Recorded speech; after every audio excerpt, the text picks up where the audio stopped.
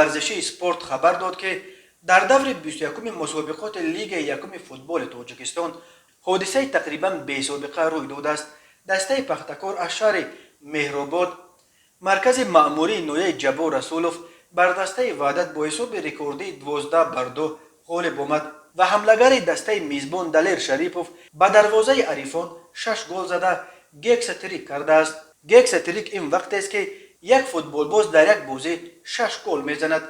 چون این حالت در فوتبال حتی در بازی های بین دسته های عوضکار خیلی کمی در کم روی میدهد. سپورتس خاطر رسان کرده است که در فوتبال وقتی یک بازیگر در یک بازی 2 گل میزند آن را دوبل مینامند. 3 گل را هتریک، 4 گل را پوکر، 5 گل را پنتاتریک، همین طور 6 گل را گیکس تریک، 7 گل را سپکتاتریک، 8 گل را اوکتاتریک، 9 گل را نوناتریک و 10 گل را دیکاتریک نام بردند که چنین حالتها خیلی انگشت شمارند. بعد این پیروزی بیچون و چرا پختکار با 19 امتیاز در جدول در بین 12 دسته در زینه هشتم جای گرفته است. پختکار در موسم امساله 40 گل زده است و جای تاکید است که این دسته 12 گل از این شمار یا 30% همه گل‌های امسالش را در بازی آخرین به دروازه وحدت زده است. تا انجام مسابقه لیگ اول فوتبال تاجیکستان همگی یک دور دیگر باقی مانده است. دسته دیگر تدست از ترسانزاده